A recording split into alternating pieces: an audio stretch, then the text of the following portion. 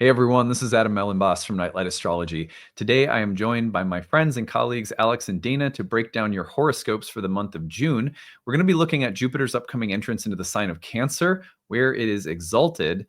I think this will be a really exciting horoscope talk today because Jupiter's exaltation in Cancer also brings a lot of relief to an area in all of our charts that we just had Mars retrograde and debilitated in for a good portion of the end of 2024 into 25. So I think probably a lot of people are going to be excited to hear what Jupiter's has to say in our lives, in our charts. So glad to have Alex and Dana here. But before we get into it, remember to like and subscribe. Make this a place for your daily spiritual practice. We want this to be a daily spiritual home for astrology. If you watch regularly and aren't yet subscribed, it helps us a ton. We really appreciate it. You can find transcripts of any of these daily talks on the website, which is nightlightastrology.com. I'm going to take you over there because we have a couple of promotions before we get into it today. Events. Go to in-person events. We're holding a summer solstice gathering on the 21st at the Grapevine Collective in Minneapolis. If you're local, please RSVP, come join us for a fun evening of meditation, reflection on the solstice. It's free, just RSVP so we know you're coming. Go to the events page, click on speaker series. You will see the free summer speaker series talk. All of these kinds of free events facilitated through the annual Kickstarter, by the way. These free events are taking place June 7th, 8th, and 15th. Register to get the link. If you can't attend, you get the recording afterward. These are going to be great talks from some homegrown talent, so to speak, people who've come out of the Nightlight community, and also a colleague and friend of ours, Gemini Brett. If you go to the events page and click on live talks, you'll see my June webinar, Uranus and Gemini trine Pluto in Aquarius, when new objects appear in the sky. That one's going to be really fun. I hope a little provocative as we look at another major historical outer planetary transit. And in July, I'm doing one in the 9th house. We are also in enrollment season right now for our first year program that begins June 22nd. Go over to the first year page to learn more about it. Horary and year 2 also start in June. You can take a look at those programs. We recommend if you're new to Nightlight, you start with year 1. At the bottom, you'll find payment options, registration options. Be sure to check out the need-based tuition. If you're someone who really wants to take the course, but you're working within a fixed or limited income, we get it. Please use that if you need it. We like to make sure that nobody's ever priced out of studying something sacred like astrology. So that's important to us. At the end of today's talk, after I sign off with Alex and Dana, you'll find an informational video about the year 1 program. It's about 12 minutes long. And it takes you through everything you need to know about what the program includes, how it works and structures, take you over to the class website, all of that good stuff. So on that note, let us now turn our attention to your horoscopes for June. And let me welcome back Dana and Alex to the show. Hey, guys. Hi. Hey. All right, we're back. Are you guys excited for Jupiter's entrance into Cancer? Clearly, obviously, ready, born ready for this. I'm sure everybody out there, like you said, is waiting with bated breath to hear what good things are coming, and there are good things coming. I don't even care if I oversell this today. I'm going to totally oversell this. Like, it's just so nice to talk about a strong Jupiter. Yeah. Given all the stuff we've done in the last 8 months. Yeah, Mars, and all Mars all day. The Mars transit, especially, right, Dina? Like the long Mars retrograde in Cancer brought a lot of hardships and challenges for many people. Not that don't hear us saying that Mars in Cancer is bad. It's not. It's just the combination of Mars in the Moon's sign brings up things that are pretty deep and that are not easy to look at and that are sometimes charged emotionally. How nice is it to get Jupiter, a planet whose broadest meaning is direction, wisdom, understanding, purpose. In the largest cosmic sense, Jupiter is the way we build a sense of faith that there's a purpose in our lives, that there's a meaningfulness in creation. I read Liz Green's book called By Jove, which is a recent seminar. It's like a text translation of a seminar that she gave on Jupiter. And I thought it was interesting because the Vedic understanding of Jupiter, the ancient Greek understanding of Jupiter, and even modern psychological master Liz Green talks about Jupiter in the same way. The transits of Jupiter by house and sign in your chart are always giving you a kind of moving internal moral, spiritual, philosophical compass that we live by. And when Jupiter's been in Gemini for the past year, I've learned a lot, but you're always with Jupiter and Gemini, you're dealing with dualities. You're dealing with here's the light and here's the dark, and let's hop over here and then let's hop over there. And that process, a little tipsy, topsy-turvy, is the means by which we learn and grow. But it's much different when Jupiter gets into a sign where it has dignity, like Cancer, where there's a real affinity between the moon, who likes to weave things together so seamlessly, and Jupiter, who's good at doing the same thing, being in a really comfortable position. All of a sudden, we get some really sweet, beautiful qualities that will be a part of the meaning-making process of our lives in the next year. So short encapsulation, but I'm super excited about it. Mm-hmm. Yeah. Mm-hmm. 100%. Go ahead, ahead, Alex. Gina. Oh no, here's the Libra duel. you go. You go. No, I think that when I was first teaching trauma sensitive yoga, this was probably like 15 years ago, I started teaching trauma sensitive yoga, and you would teach a lot of mindfulness about how to be with like dark and difficult spaces within you, which is very Mars, right? The sense of like Mars and Cancer is like learning how to go into dark rooms in your psyche you haven't been in for a long time, and looking at a hat rack in the corner and thinking it's a monster, and then realizing as you like hit the courage to turn on the light, oh, it's a hat rack. But Jupiter is like, comes in and says like, you can turn on all the lights in the room. You can open the windows, you can open the shades, you can let light into that space again. You begin to like realize the spaces where you were scared or felt unsafe, or like the darker stuff that comes up with Mars and Cancer sometimes. There's a way of re-understanding it, reweaving it, relearning it that can feel much more nurturing, especially if like you've been able to move out of that space. Like there's a way of re-understanding the story that feels like much more like integrated and safe, for lack of a better word. I love that. Yeah. Same. Yeah, I think integration, Alex, and meaning making, Adam. Like, I think those are the two big ideas that keep coming up for me, especially in the context of 2025 as a whole. It's a lot about endings and beginnings. And we know leading up to this moment, it's been a lot of like trudging through the mud, especially in Cancer, right? Or the part of your chart that contains Cancer. I think like the relief that Jupiter will bring is that meaning making of like, oh, that's what that was for. That's what that was all about. And now here's like what I understand about it and about my path as a result of all that's already happened. Nice. Yeah, that's so nice.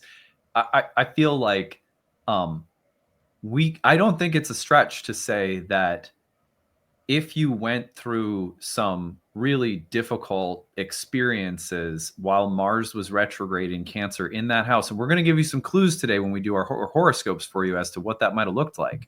We're going to try to comment on this is where the difficulty may have been, and this is where the blessing may be coming through. It's not a stretch to say that you may be, you may for the next year, you may reap some really beautiful blessings and benefits from that process, that hard work, that difficulty. I liken it unto a, let's just say a sports team, right? This is, I think, very simple. A sports team that has a year in which maybe there's new players, there's new parts, there's difficulty integrating all of them. There's conflict among the players. Nobody's getting along, but they keep working on it. They keep working on it. They keep working on it. Then all of a sudden, the next season, Jupiter's in Cancer, and all of a sudden they're cohesive. They're a family unit. They play together as one, and they win. I'm completely making that up, right? But the reason that I would use an example like that is because we have to think of like almost like a temple. Like if you have a temple in the ancient world, and that temple was guest to like a demon. Let's just say there's no such thing as demons, right? But let's just say you had to play host to a cosmic villain, right? And the cosmic villain served a real purpose in that temple. It became the focus of everybody's worship.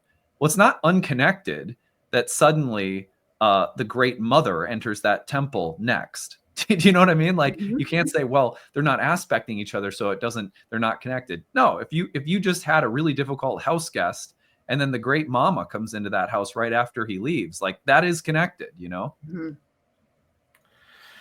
I think one other way I've been thinking about this might be a little bit lighter, but this came to me at the gym this morning as I was listening to my Britney mix, which I think we all do. Yes. I do. The only thing for leg day is Britney. I'm just saying. I have a little Adele. I don't have Britney. That's fair. Yeah, it's just Britney for leg day for me just kind of works. Yeah, so no, that's like, good. I like that. So the song Stronger Than Yesterday, I was stronger than yeah. yesterday. That came on. I was like, okay, Mars and Cancer. Yeah. And then sometimes I run, sometimes I hide, that song, which is one of my favorite karaoke songs. I love it. And it says, all I want to do is just hold you tight and just treat you right. I'm like, there's Jupiter. I'm like, Brittany is giving us the answer to this riddle that has been happening. Yo, Brittany. Thank you, Brittany. Thank you. Thank you, Leg Day. Oh my God. I have some Sia that I listen to as well. Oh, that's good. Yeah. Nice. Yeah. Very good. Anyway, okay. So anything else we want to say about Jupiter in Cancer overall before we move into horoscopes? Not for me. Just the one phrase that keeps coming to mind for me is like tidying up or reorganizing things in a way that feels nurturing and safe. Like sometimes I'll just see when I go to my friends' houses who have small kids and like they can just tear up the playroom. Like you go in, it's just like, the whole playroom. And then Jupiter's like coming in and like, okay, time to clean up now. And you got to put everything away. And maybe we reorganize it in a different way where it's just like something had to be sort of like all the boxes had to be like unpacked with Mars. And then there's something with Jupiter. It's just like, well, we're going to put that all away now, but maybe not in exactly the same way that it was. Some way that feels better, more integrated, safe, like that. Right. Like when Mary Poppins does the little magic that all the toys start magically going back. Yeah, exactly. Yeah. Jupiter in Cancer could be Mary Poppins. I like that. That makes sense. She's kind of like a magical matriarchal goddess figure. She feels that way. Yeah. The other thing I was going to mention, I just did a webinar on Jupiter's entrance into Cancer. Shameless plug. Go get the recording on the shop page if you want to hear more about that. But one thing that I found really interesting was that I went all the way back to the 40s tracking historical expressions of Jupiter in Cancer by transit. One of the things that was really common were enormous, powerful, positive movements for women. Just the kind of Jupiter bringing meaning, order, direction, purpose through the feminine, however that expresses, literally or metaphorically. There were a lot of advancements in women's rights, in the rights and laws surrounding, reproduction, like all sorts of things that I found that were super fascinating. The other thing that was really interesting were archaeological and sort of things that are honoring of or protecting the earth or the embodied world. So developments in medicine, the study of genetics, ancestry, archaeology, things that get down into like the human biomatrix and psychic history and roots of people. There were also examples of a lot of like racial, communal, tribal sort of healing. I think it was Brown versus the Board of Education while Jupiter was in Cancer, like stuff like that, where I was like, wow. So I think that there's a lot of healing and bringing of things into a space of emotional connectedness and seeing that as a real potential in the year ahead, where if there's healing that needs to happen in families or communities or cultures or other places in our lives, I think Jupiter has a very healing touch in Cancer. Agreed. Okay, well, on that note, should we dive into horoscopes? Let's do it. All right, let's go. Let's put the real-time clock up. Now, Jupiter enters Cancer on June 9th. So we're really talking about June 9th onward as the ingress of the month that we're covering today. What I'm going to do is I'm going to put Aries on the ascendant of the chart, and we are going to, I'm going to eliminate everything that you're looking at except for Jupiter, just to kind of simplify our view. Every month, if you're new, we really try to take the focus of one, maybe two major transits for the month and give you hopefully a really well-rounded set of delineations from all three of us. One of us will usually start and then the other two will comment. So today it's Jupiter in Cancer for the month of June. I'm going to take cardinal signs. Alex will take fixed. Dana will take mutable, and we'll work our way through. So let's start with Aries, I'm going to start us off by talking about Jupiter's entrance into your fourth house. Now, as we go, we're going to be saying just a little bit about what it might mean given the backstory of Mars's retrograde in Cancer, which was really January through April that we had the retrograde in that house. You got a little bit of it back in like October as well, while Mars was direct through Cancer of 2024. But just keep in mind that for all signs, when we reference the Mars retrograde in Cancer, we're talking about January through April as a rough time zone in which you may have experienced some of the challenges of Mars in the same place that Jupiter's now entering. So for Aries, we're looking at Jupiter entering the fourth house. You may have already experienced this year some challenges and obstacles to overcome with respect to things like home and family, roots, ancestry, the private or internal sphere of life, which, you know, for Aries is often a lot more sensitive than people think. Like Aries can be so strong and willful and outgoing and sort of easy and free spirited. But internally, that fourth house for all Aries is Cancer, which means there's a softness and a sweetness and almost like a childlike quality on the interior of Aries folks, Aries rising folks. That's always the case in this whole sign configuration. And so what kinds of inner turmoil, inner emotional turmoil were you dealing with earlier this year?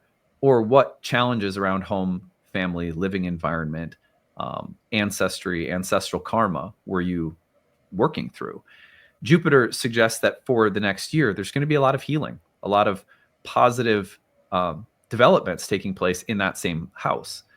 So the building and creation of meaning, whether that's the internal private sphere of life, the part of you that's not as visible to others, you might be gaining more confidence, more strength that what I feel, what I am inside is valid.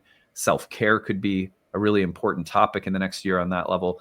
But also the development of things like family or home or marriage or living environments that are blossoming in really nice, fruitful ways. I could see that for Jupiter in your fourth house. Things around land and property could grow. And I would say the potential for some level of familial, ancestral healing or positive growth and blessings. That those are all the things that I would be most excited about for the Aries rising folk out there. You can listen to this, by the way, for your sun or your rising sign. We always recommend your rising. But that's what I have to say. What do you guys think? I was thinking, and this might be, last night I did a workshop on the astrology of fear. And I was thinking a lot about the fourth house and attachment styles, right? Thinking about what you just said, Adam, alongside that, I'm thinking about like inner child healing. I'm thinking about the meaning making of like, it didn't start with me. And that could be, you know, expanded to the family of, well, I think it would be, right? Like naturally it would be. You would start to understand like, oh, my parent did this because their parent did that. And you start to kind of put the pieces together of the challenges that arise in home and family. And those could have been provoked, as Adam said, through that Mars retrograde that we just finished up recently. So I think a lot about like, yeah, putting the pieces together of like the story of the family and the ancestry and having that in itself be extremely healing. Just kind of having a deeper, more expanded understanding of why things are the way they are. Nice. Yeah, I love that. You know, and maybe on the same track of that as Dana is, I'm thinking a lot about, you know, Mars coming back into Cancer, particularly through retrograde, and maybe sort of like tearing at the seams of how you may have inadvertently, because like we all do, sort of imitate our mom or dad, or we're trying to live their life, or how, you know, in order to feel like we're safe and contained and nurtured, we sort of maybe mimic is too strong of a word, but we try to be like our parents in a certain way. And I feel like Mars really challenges that, right? That individuation of Mars kind of tears at those seams. And I think as Jupiter comes in here, there's a really amazing opportunity to sew that back together, your own identity. Like, who am I fundamentally? Like, what was my karma and dharma when I was born to live? You know, and our parents and our family are definitely a part of that, but there's a certain point we come to where it's like, how can I be more of that? And I think Jupiter really supports the expansion of that process and also feeling safe within it. Because, especially because Mars is your ascendant ruler and it's your identity that's really changing in a lot of ways with Mars's movements. There's something about when you put on a new identity, it takes a while to tailor that suit to really feel comfortable inside of that new space. And I think Jupiter is just a beautiful year-long process of allowing that to happen. So I'm very excited for Aries risings, especially because you've had your ascendant ruler retrograde for a while. This will be really nice, I think. On that note, we wish you well, Aries folks. Godspeed. I have to read for Adam now. Yes. Oh, it's my horoscope. I can't wait. Okay, Taurus rising. Take us away. All right. So Taurus risings, you have Jupiter moving into your third house. I could see in the context of the Mars retrograde, challenges that have come up around siblings or extended family, aunts, uncles, cousins. That there's something that feels like almost like what felt shocking or surprising. Mars can feel sometimes very acute in these types of situations in your immediate environment, in your sibling family, your extended family. Jupiter comes in and is a little bit like that Mary Poppins type of presence. Like, here's someone who can support something that may have happened suddenly or felt really scary, someone who can come in and kind of calm and soothe and nurture and feel like they can, it's a calming, nurturing presence. And in your everyday environment, which is one of the ways we often talk about the third house, this sense of like Mars having needled the spaces in your environment that maybe have become too comfortable, or sometimes where the defenses were a little bit weak. That's another way I would think about it. Jupiter comes in and is like, okay, well, let's put those bricks up in a certain way. Let's re-cement that wall in a certain way. Let's create an environment around you that feels like it is wholly nurturing. That's a word I just use a lot for Cancer. That is wholly nurturing, and that feels where you can be expansive and you can be yourself and you can be open, but your everyday environment feels really well boundaried, supported, and contained around it. Yeah, I think that's beautiful, Alex. We were talking before the call about tornadoes that came through my area, and that idea of cleaning up feels really relevant. That image of like there's been some destruction, something has been taken down or destroyed, and now there's this energy of like, how can we put it back together in a cohesive and supportive way for all? I think the people in your environment for Taurus risings are going to be a big help to you, and you might start to notice the ways in which like you've been kind of trying to do everything on your own, which I would attribute to Mars and Cancer transit, like feeling very like I must go fight win, and that's really hard to do. But you might be seeing here that you actually have a lot of help and support around you, and that you can lean into that. I wouldn't be surprised too for Taurus risings if you have something to say, if there's some wisdom coalescing as a result of all of the energy that's been moving through this part of your chart that you're ready to kind of package and share and teach and offer the world. So even if you're not a writer per se, I would encourage Taurus risings to maybe just get in the practice of writing, or if you don't like to write or type, you could speak into a voice recorder. It's a good idea to, I think, put thoughts to words right now. Yeah. I like, as someone who, I've got a couple planets in Cancer in my third house, and it has had a very strong correlation with the need to communicate, speak, teach, write, podcast. All of those things make sense to me in the third house. They've made a lot more sense to me since I started studying the Vedic astronomical explanations for the third house, which see it as a place rising out of the fourth and moving toward the ascendant. And so they conceptualize it through the primary motion as that which comes out from within and needs to, it's like the early impulses that need to express themselves. You can see them in children, which is why the third house sometimes is associated with like childhood learning from the Vedic perspective, because it represents these early sort of undeveloped impulses to express yourself that over time with learning, education, and refinement can translate into skills. That's fascinating to me.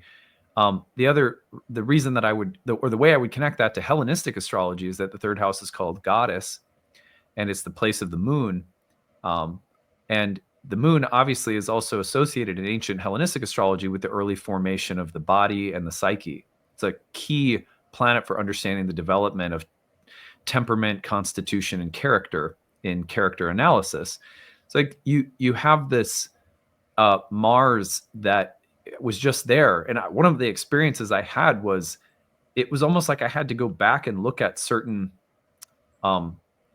immature impulses mentally and emotionally, and it is like really pretty private and personal. It wasn't like things that were making their way really into the outer world of my like public life. But it was really, really helpful. I did a lot of work on those things while Mars was retrograde in my third with my Jungian therapist that I see. I can't help but wonder if other Tauruses like myself will be dealing with a period of time where you're going to see the maturation of your mind, your psyche, your communication abilities, that there's going to be some integration, as that word that you used, Dana, around mental and emotional maturity, that there's just an opportunity to be able to express, communicate, convey in ways that reflect a process of maturity that's taken place. So I like that a lot. I also just like it as a good year for like writing, communication. Like I'm hoping to finish up my book. I've got 2 chapters left. So I'm like, ooh, it would be like maybe the year where, I really like kind of seal the process of 2 years worth of writing this book now. Anyway, those are just some of my thoughts and reflections. But I'll share my notes with everyone as we go. And I hope to hear from other Tauruses too. Let us move along to Gemini next. Dana's going to lead us off with the mutable signs today. Okay. My mutable friends, Gemini risings. I see this just broadly as like a change in values. So Mars here, there was a lot of hard work, determination. I just keep picturing like those mud races. You know what I'm talking about? Like those 5Ks where you like have to go through the mud and whatnot. Like the Tough Mudder type of thing. Yes. Yeah. Like that's Mars and Cancer for me. So you've been doing that in the house of your talents, your assets, your resources, and what you value. So yes, it could be about money. Maybe you were working really hard to make more money or something like that, right? And so then in that scenario, Jupiter comes in and shows you, it would be easy or surface level to say like Jupiter is going to help you make more money. Well, maybe, but maybe it helps you understand like the why behind it. Right? Like, why do I want more? Why do I need more? Why do I value what I value? The meaning making of it, I think, is again, what's helpful about this, because once you understand, like maybe before with Mars and Cancer, it was just like, I need more. I want more. I'm going for more. And now it's like, okay, well, why? Like, do I need to really exert all of my effort to get more? Like, to what end? What is the end goal? What is the purpose? And so I think that your values also kind of become alchemized in that process as well, because you understand the why behind the what. And so that's what I'm thinking about for Gemini risings. Love it. Yeah, I love that. I think, one of the things I've been doing in the last sort of 7 months or so is just working on just like different formulas around money and becoming more mature with my relationship to money and, long-term goals with money and stuff like that. And one of the things I've really learned is in order to have more money, you have to feel safe having that money. You have to feel safe in your ability to hold it, your ability to contain it, your ability to wisely use it. That's all kind of like stuff I would think about with Jupiter, is not just, hey, here's a pile of cash, but here's, why are you going to use it? What are you going to use it for? Where do you want to allocate it to? What's your philosophy around money? How do you want your value system to align with your money? And I think, I see that too, Dana, which is like, slogging. We're going to make some cash, I'm going to make some cash. And then Jupiter's like, that's wonderful. You have this cash, or you have this aspiration, but to really change this long term, what are your rituals around money? What's your feelings around money? What's your philosophies around money? What are your, God knows, your belief systems around money? Or resources? It could just be, having resources that you need, or feeling resourced for yourself. Are you, Mars and Cancer sometimes can be a lot of really hard, diligent work, but burnout, emotional burnout. And Jupiter coming in and saying like, hey, are you also resourcing yourself? Are you taking care of yourself? Are you giving yourself what you need, or replenishing yourself after that process? Nice. Yeah, I wonder what the overlap will be for Geminis out there between material, comfort, security, enjoyment, pleasure, the kinds of things that the second house represents the building and developing of. That we think of the second as a place that was thought of as a support for the first. So how easy is it to pursue our dharma if we are struggling to survive? Not very easy. So the second has a lot to do with the things we build on the material plane that support the dharmic plane. And it's not just security and survival. It's moving up into, like, life should be relatively enjoyable, stable materially, comfortable materially, and somewhat enjoyable, all within the realm of still being dharmic, which means still being sacred, not being materialistic. That's the way that Indian astrologers think about those Arta houses. Well, if Jupiter's in there, then on one level, it's a year where we're really thinking about the purpose and life direction as Jupiter represents in its relation to things like dharma, meaning larger purpose, in relation to how secure, comfortable, and pleasant we feel that our material existence is. But in such an emotional, watery sign like Cancer, I wonder if we're starting to explore not just the meaning of survival, comfort, or enjoyment materially, but emotionally. It's like, well, what is an enjoyable material? Like, how does a material experience of comfort or security translate into emotional well-being? And that's where I think the overlap with things like self-care, which we've been mentioning here already, make a lot of sense. But also, what kind of resources or support come from our bonds with other people, familial, but also any kind of meaningful emotional bond, whether it's with groups or individuals, and how do they contribute to a sense of well-being, comfort, security, ease, all of which are necessary if we're going to live a life like along Maslow's hierarchy that's aimed at psychological individuation or spiritual development. If this part isn't taken care of and there's not some emotional and physical sense of well-being, that's going to be hard. So I see a lot of blessings around these topics in the year ahead for Geminis. Let us move now to Cancer, back to the cardinal sign. So it's my turn to start us off. Cancer rising in the first house. This is a year in which your sense of who you are is intimately paired with what is meaningful, what is purposeful, what life's direction is in some larger sense. I like to think of Jupiter in the first house years as the opportunity to grow in alignment with a larger sense of purpose that goes beyond you.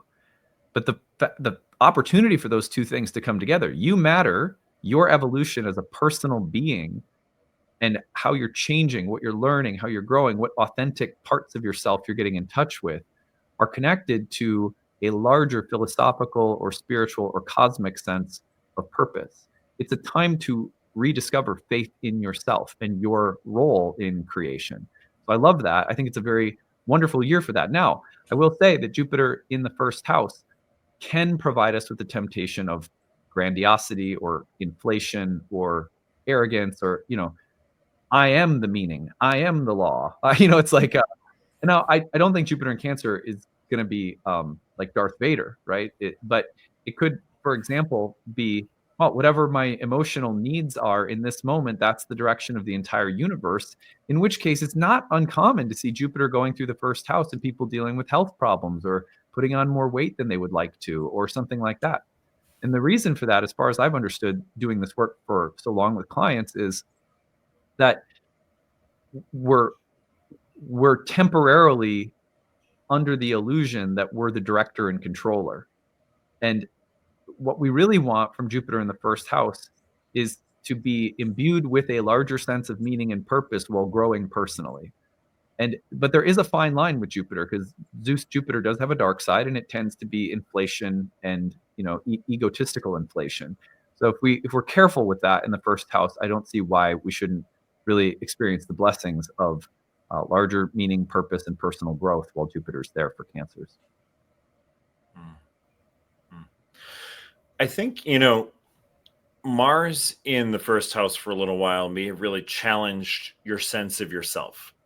it always brought you up against like who you think you are as opposed to who you really are, which is sometimes not easy to see. Who I think I'm being in the world as opposed to like what's my little tendencies that are challenging that view of myself. And I think Jupiter comes in and there's a wonderful opportunity to reweave a deeper sense of who you are on a more fundamental base level. And I think it can also, Jupiter, I always think of, and I talk about this with clients all the time with Jupiter transits, ritual and ceremony, like creating a ritual for yourself where you're sort of, this would be one thing that might be showing up, like you're welcoming yourself back, like a rebirth kind of ceremony, right? Where you're sort of like doing a ceremony or a ritual where you're saying goodbye to an older aspect of yourself that just wasn't bad, maybe just didn't have the integration that this newer self can have. And that there's a way that you make sense of that through doing something, tangible that feels ritualistic, that helps you like bring back, like, this is who I am now.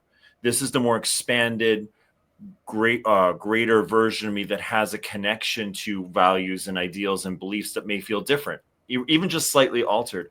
And I think that those, I don't know, I think, it's just my personal soapbox of mine is that in our culture, we can get away from those ideas of rituals that are really important and can be very helpful for our, our brains really integrating those changes in a powerful way. I love that. I agree. It's lost on us. And I think, especially as a Cancer rising, that is a very important part of life. What you guys made me think about is like Mars in Cancer being like, who do you think you are? And then Jupiter in Cancer being like, who do you think you are? Like now you can actually kind of explore from the place of what was challenging and what didn't work. And I just think for all of us, we want to really be reflective on what Mars in Cancer brought up, the challenges that brought up, but especially for Cancer risings, because that's going to really inform or help you see the bigger picture that Jupiter wants to show you.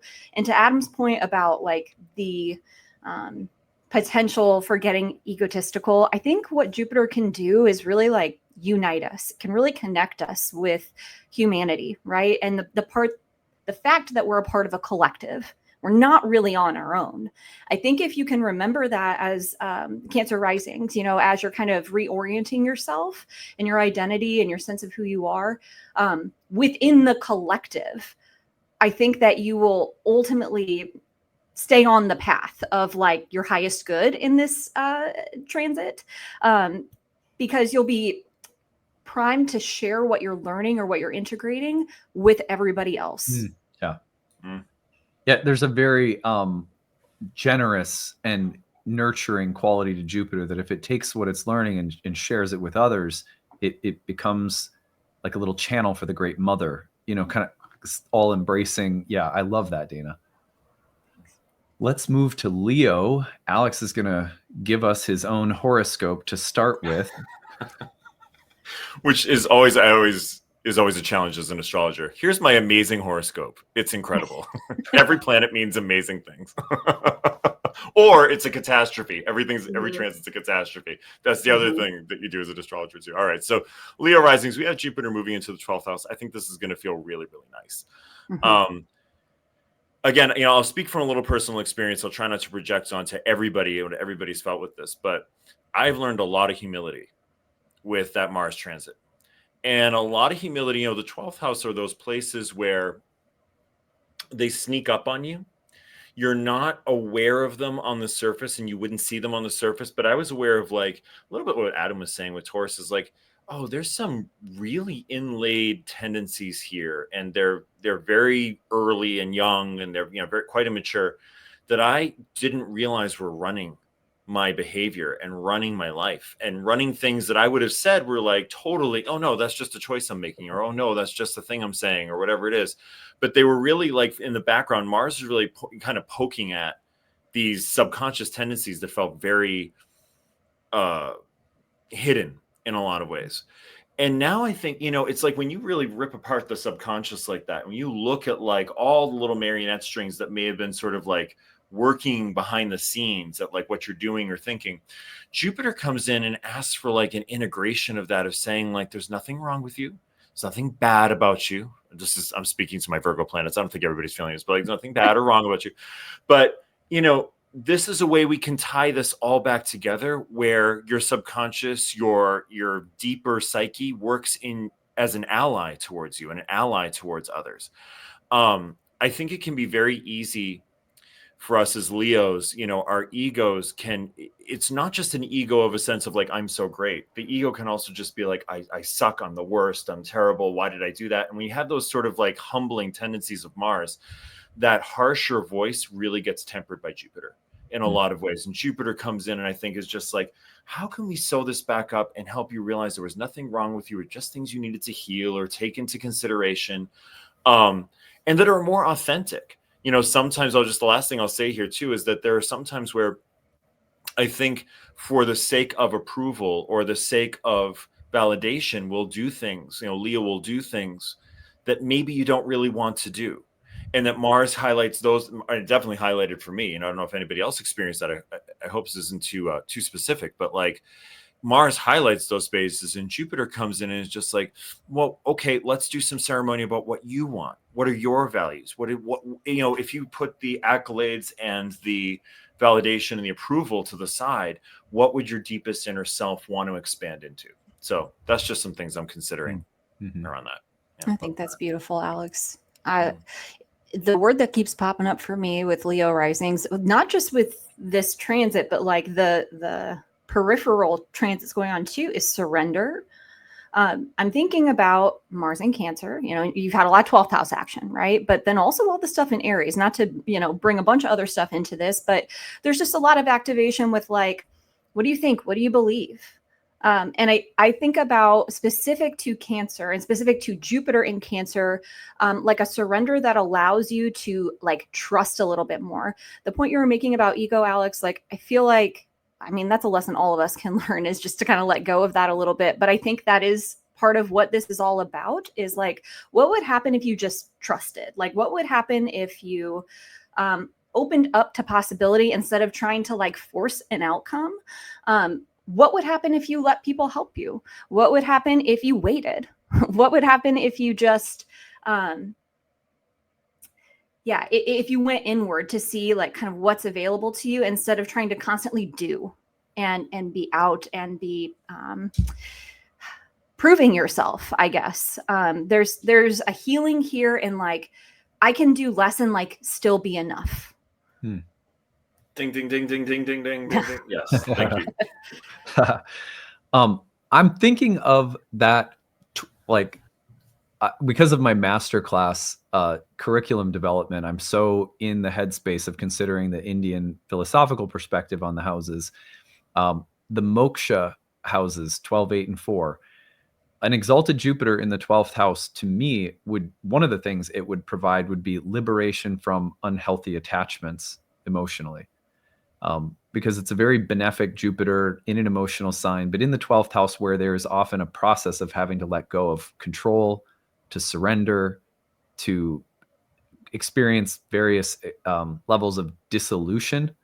The surrender of the 12th house is so beautiful when Jupiter's there. I find that transits of Jupiter in any sign often coincide with people having some really powerful restorations of faith, hope, belief, purpose, direction, but through some process of breakdown and surrender. It is the most common transit I have ever tracked with respect to rehab. Not saying, that sounds a little dark, right? Like you're going to go to rehab. I don't mean it like that. I just mean metaphorically, rehabilitation requires surrendering. It requires a willingness to be healed and to say, I'm not in control. I've lost the plot. I need help.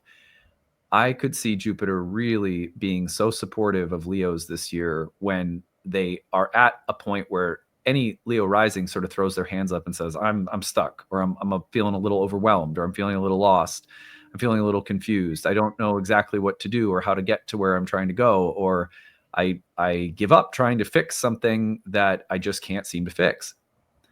At those moments, I think Jupiter is going to provide some really profound blessings for Leos, and the sense that like something has your back. You're not alone in this. There's a very benevolent force that loves you. I think that for Leos, I was talking about this in my 12th house webinar, there's a very soft, childlike innocence behind the need to exude solar light and to be strong and courageous and bold. And seated on your heart throne, which is like the goal, I think, of we could say of like a Leo rising. But behind that, there's a soft, sensitive, vulnerable place. That's the Cancer 12th house. I could also see Jupiter helping Leos develop confidence and strength because there's this background feeling that I'm loved, I'm supported, I'm nurtured, I'm cared for, something has my back. Yeah. So anyway, I'll just leave it there. But those are some thoughts. Oh my God, you guys, don't make me cry. I was almost tearing up. Honestly, like that hit me. That really hit me. Yeah. It's like, one of the things I'll just say quickly is that we don't have to try so hard. That's the thing that's amazing. You don't have to try so hard. And boy, Adam, did you nail it with the need for that background support and love and unconditional sense of care is something I have rarely had, but now have in my life. And boy, does it provide the ability to relax. Yeah. Because when you don't have that as a Leo, it's like the show is all me. It's a one-person show and you've got to do it yourself, so that was just beautiful. Thank you. Yeah. Yeah, totally. I have been reflecting a lot on the 12th house as I'm prepping my notes for the moksha houses. So that was just fresh on my mind. Let's move on to Virgos, where Dana is going to lead us off here. Yeah, don't like to have to follow that, but that's okay. We're just gonna go for it. So in the 11th house, I would say Virgo risings, do not underestimate your people, the importance of your people and being connected to a group. And it's not just, for me, it's not just about the help you're receiving. It's about the reciprocity of it all. That like when you help others, it somehow helps you in return. What you give, you get back. And you find in that healing and your place in things. That's the kind of Jupiter bird's eye view, unity principle of it all, where if you can orient yourself in a group and be willing to like participate, you're going to find that like there's so much help ready and available to you. I would also say, we know the 11th house is a place of like striving toward your goals, right? Your dreams, your ambitions. Thinking about that in respect to, or with respect to what was going on with Mars, right? The last couple of months. This is a great time to be thinking about like what was hard and why, and how do I want to reorient moving forward? Like how can I synthesize that data almost to move forward in a more intelligent, a more aligned way? It's going to be easier, right? I think that's the promise of Jupiter and Cancer in the 11th, is that striving that goal that we're moving toward, it becomes a little bit easier. And maybe it becomes easier because it becomes clearer. Like it becomes clearer why what wasn't working. And so now you have a better understanding of like, okay, this doesn't matter. This does. I'm zoning in on this and I'm going for it. There's just a clearer trajectory, I think, to get to the goal.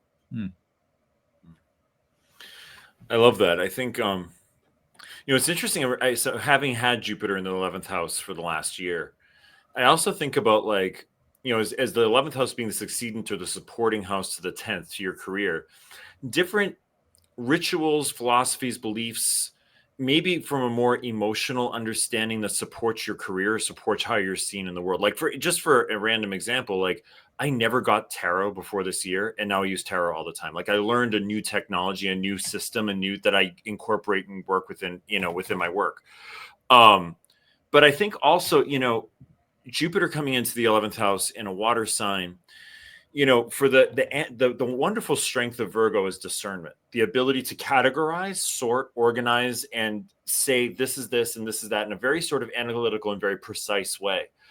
I think that there's, for Mercury ruled signs, with unintentionally, there can be from that strength a sense of I'm wholly thinking about cerebral connections or intellectual connections or practical connections. Jupiter in Cancer is like, what is the power of emotional bonds with others? What is the power, even those bonds that may have gotten ripped up a little bit with Mars in that house, or you were shown some places where you weren't emotionally safe, where you weren't really cared for on a deeper, sort of maternal feeling, archetypal maternal feeling level. Jupiter comes in and it's like, what are the values of really sinking into emotional support from others? Particularly, you could support your career, but it could just be from like friend groups and professional groups too, that feels nourishing to you. You know, it can be very easy, I think, for Virgos to want to do it. We do it all on our own because it's like, you know, I've got the precise way to do it. And it's just like, but there's such richness in being bonded with others in an emotional, supportive level that helps us feel safe and regulated and all those good things.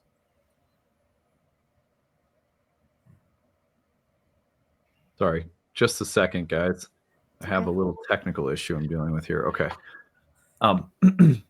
I keep having something pop up and I'm trying to just eliminate it. Okay. This has been an issue for me for like months now. And I'm trying to figure out a way to fix an app that I can't seem to figure out where the notifications are. And I always give up and then I deal with it again. So at some point I'm not going to give up. But anyway. I can see the Capricorn moon flashing next to your head right now. No, I'm serious. So, what I think is really interesting is I've been unpacking this house for the June masterclass series on the Kama houses. Those are houses that are associated with desire, pleasure, happiness, longing.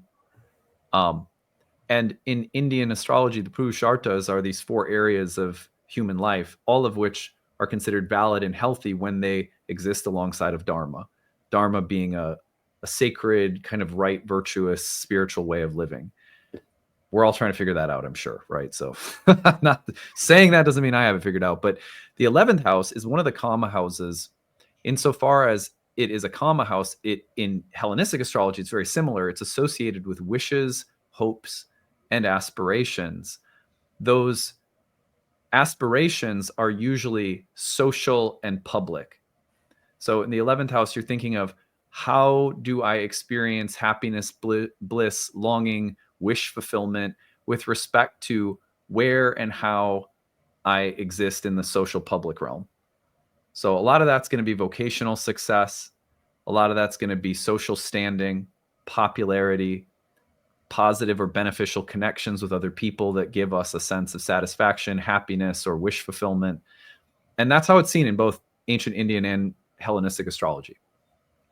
So when we call it the place of groups and communities, what we always have to remember is that there's this underlying sense that it is these people, these groups that will fulfill my wishes, and bring me happiness. So, you know, in this house, like some people mistakenly associate this house with Aquarius and like social activism. For the most part, social activism isn't a happy ordeal. You know, it's a passionate, willful fight, right? So like social activism is better located often in the 6th and 9th, right? Where beliefs are dharma and right action, and there's a fight. The 11th house is not really about social purpose as much as it is about social happiness. But there's a connection there to like our vocation and our profession and stuff like that. What's amazing about an exalted Jupiter in that house is it often speaks to the fulfillment of desires. Socially, publicly, in communal or group or social, public, vocational settings. That can mean new kinds of resources, achievement of goals, promotion, advancement, popularity, being well-resourced with the right kinds of people that facilitate feeling happy and satisfied, that facilitate achieving your aspirations in your career that bring you happiness. So if you think about a classic person with Jupiter and Cancer in the 11th house, is Steve Jobs from Apple. He had Steve Wozniak. He had all of at every turn, he had amazingly well-resourced, like people and connections that facilitated a sense of satisfaction in his work, in his labors. I'm reaching meaningful goals and it's filling me with happiness. Now he did have that Jupiter was ruled by an Aries moon in the 8th squaring, which provided a lot of conflict in relationships and karmic debts and contracts that made a lot of that very complicated for him. But anyway, the point is that for Virgos, I would imagine that this is a placement that brings a lot of wish fulfillment, that brings a lot of the facilitation of happiness socially, publicly, professionally, but that also may have you refining or shifting the sense of what will bring you happiness or who will bring you happiness or what wishes or desires are healthy and which are not. Because Jupiter is always clarifying direction and purpose. Here it has the chance to not just deliver the goods, but also say, yeah, but what should they be? You know? So that's how I would look at it. Crushed it. Yeah, I'm really like, it's really fun for me to use these horoscopes as a way to also articulate the understanding that I build in the classes I teach, because that's the best way to learn, right? Is to just teach Yeah. what you're learning. That's basically every masterclass every year is kind of where my own learning is taking me. But let's move on to Libras. Is this my turn again? Yeah, I guess it is. Yeah. Okay, so Libra rising places Cancer into the 10th house, one of the three Arta houses. All three of those houses, 10, 6, and 2, are about the development of, at the basic level, material security. And then rising up to comfort, ease, pleasure, kind of going up. An exalted Jupiter is a year in which, if there have been hardships, challenges, fear, difficult things that you've been dealing with from the Mars retrograde period in your 10th, now it should feel like there's just a more supported vibration, right? Like your job is less there's less insecurity around your job or your position, if there has been, maybe even promotion or gain or positive sense of momentum building with respect to material security, comfort, ease, and pleasure, specifically in the workplace, vocational, but also publicly. Your interaction with the public world is part of how you build a sense of material stability in life. A lot of the time, some of us are not the most social people in the world, but there'll always be some social dimension of life, even when you're retired or before you have a job. So this could speak to the growth and development of your connection with the public, making it a more meaningful connection, making it more purposeful. But I would also see this as a time of greater prosperity, growth, and facilitation of dreams, desires, wishes. Again, around things like, I just want my life to not feel like it's survival 24/7. I want it to feel like it's stable, and not even that, it's thriving. I think this is a transit that will support those kinds of things for Libras. Well, I love to hear that. Yeah. That sounds great. You made me think, Adam, about how Mars in Cancer felt. And obviously I'm just one Libra rising, but like the whole purpose versus purposelessness, like it was a lot of grinding to what end? Like you have an idea in your mind of what it's all for, but then it's like it kind of gets lost in the sauce as you're doing it, and it just feels real messy. Like that's how Mars in Cancer felt for me, and what I'm trying to build and what I'm trying to create. Like I know what I'm doing, but I kind of don't. Like I get lost in the details quite a bit, and like maybe I'm stuck in the mud, like in that Tough Mudder we were talking about. But I love this as just the coalescing of like, this is why, this is what it's all about. This is what I'm really trying to do. And I think that generative quality of Jupiter will be really important here, as like, I mean, we all, our aspirations and our career aspirations, they are about us, but I think that there's something here about like the way that what we do, like what's it for beyond just my own benefit? Even if we're not in like caretaking positions necessarily, or our jobs are not really about that kind of thing. I think we understand with this transit the way in which like our work is connected to the collective and to others, and something about that, like it takes us out of our own singular subjective way of looking at things, and we can kind of see like a broader perspective, and that is what gives it meaning, and that is what helps us really zone in on like, this is where I'm going. I love that. I don't know why I keep getting this image in my head, but as you were talking, Dana, I keep seeing feeling like Libra risings had to keep putting on boxing gloves while Mars was in Cancer going into work. Like, okay, there's some challenge, there's some conflict, there's something, which is not always the most comfortable thing for those of us with strong Libra placements to have some kind of conflict or discomfort around jostling wills in some way, and just maybe feeling like the environment doesn't feel particularly safe or stable because of that. Jupiter comes in as like, just unwrap those gloves, honey, put them down.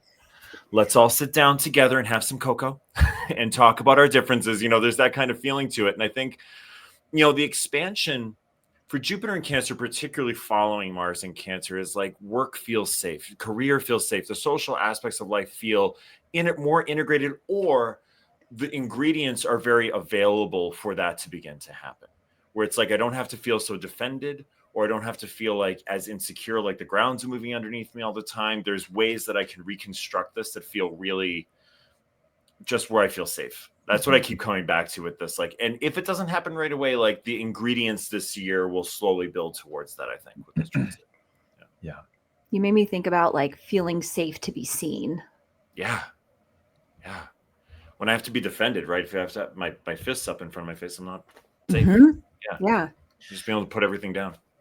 I happen to know some people who were dealing with the instability presented from the new government changes. They're federal workers that had Cancer in the 10th.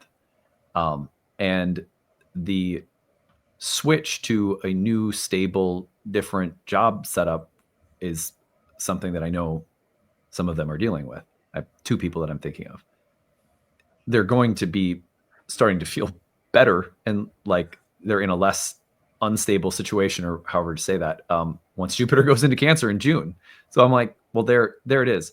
I feel safe, and I feel safe because the environment is now more supportive than it is, I'm confronting this thing. So, yeah, I love that. Now, Scorpios, I'm going to hand over to Alex. Oh, I actually really, really love this. Because I know deep in my heart with Scorpios who love to be all mysterious and dark, there is a sweet, like you were saying with Leo's, Adam, sweet, sensitive place deep in there that is there trying to protect, really trying to protect really hard. And I think that Cancer really highlights that in the 9th house, is that there's often a very nurturing, protective instinct in Scorpio in its highest sense. There's a sense of like having to like, I'm blocking for the little guy, so to speak, blocking for someone, or injustice, or trying to rebalance in some way. I see a lot of people who have, they're trauma therapists, or they're lawyers who work on like some really difficult types of cases, really dark and difficult cases that have Scorpio strong in their chart.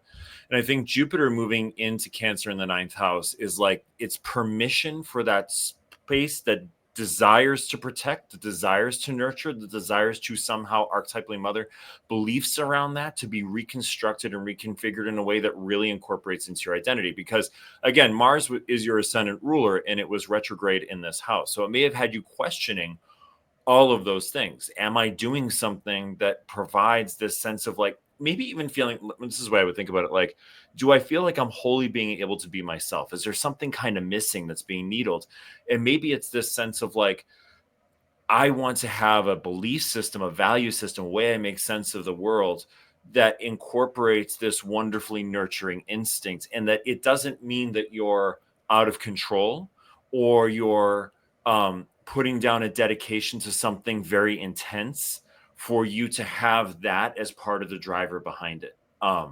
Like the other thing is, I see a lot of Scorpio risings who are like ER doctors or ICU nurses, like people who work in very intense environments, but there's a healing or helping element to it, a philosophy of like, I'm here to like provide some kind of care. And I think Jupiter comes in here and just, I think that the name of the game for Jupiter is just resource. It resources you. It's like, oh, wow, I can expand this type of philosophy. I can have a value system that really incorporates this more delicate part of me that allows me to create in these spaces that I want to with a greater sense of purpose, maybe. Love that. Or more integrated sense of purpose. Yeah. Beautiful. I'm thinking about Mars in Cancer as being like an almost existential crisis of like, why do I believe what I believe? Like really situations that test your values and beliefs in your worldview, which can feel so disorienting, and so then Jupiter comes in here, and it's like a renewal of your deepest sense of like how the world works and your understanding of the universe. I think that this is a beautiful time for learning, for expanding your worldview, for philosophical exploration, for literal exploration, and that in itself will be very healing, because I think the effect of a potential effect of Mars's movement through your 9th house is like almost nihilism, maybe like I don't believe in anything anymore because so much has happened. And Jupiter kind of comes in and says, well, that's not all there is. You know, let's zoom out a little bit. Let's see what else is out there. Let's see what other theories and philosophies exist. So I think any kind of learning that you can do right now, that just follow your curiosity, I guess, is what I would encourage for Scorpio risings, because you might encounter ideas that heal you that you didn't even know you needed. Yeah, I love that. Some of the things that there's one Scorpio rising that I can think of that I'm close with that really did have their faith in life itself tested while Mars was in the ninth, in Cancer. So, and that retrograde was, an intense kind of testing of faith. I think Jupiter, for anyone who is experiencing something like that, who's a Scorpio rising, could bring restoral of faith, renewal of faith. So that might be a really helpful thing. I'm also thinking about Jupiter bringing together philosophy, belief, life direction with lunar topics. For example, could there be some ancestral or family link to religion or philosophy that's being healed? For example, you grew up in a very conservative or strict religious household. Sometimes it's very natural to throw out anything and everything spiritual because of the difficulties of that environment. And this is a transit that for some people might mean, let's not throw the baby out with the bathwater, however that saying goes. Let's retain something of the religious instinct in life, or, some participation mystique, and how can I grant forgiveness to my family and bring back something of my religious or spiritual orientation? I'm never surprised that astrology does that for a lot of people. Astrology becomes this gateway back into a religious / spiritual path in life, not necessarily religious participation in like a church or something, but religious or spiritual participation in life will come back through astrology. And so sometimes it's the study of astrology itself when Jupiter's in the ninth house that bridges some gaps or creates some healing for ancestral wounds around religion and philosophy and stuff like that. But learning, growth in spirituality and religion, healing with respect to ancestral religious kinds of themes, I could see as really meaningful ones for Jupiter in the ninth. I've seen that with yoga too, Adam, over the years. Right. People Perfect coming to yoga. example. Exact same thing. Yeah, totally. We used to get that at Sky House when, Ashley was, I didn't really teach yoga so much. I was on the business side of the yoga studio, always doing my astrology classes out of the studio. But the amount of people that came in with, for example, maybe some baggage from the Catholic Church that found their way back to some connection with the divine through yoga, and then they're able to forgive and heal something of their background or upbringing, is pretty powerful. So it's always, I think in all of us, once we have found a way to heal and process the difficulty of the past, there's a part of all of us that wants to include whatever was good about it. Because it's usually not so black and white. Right. But anyway, let's move on to Sagittarius. Dana, take us away. Okay. Sag risings, the 8th house. We know it's like the house of shared resources, of our karmic obligations.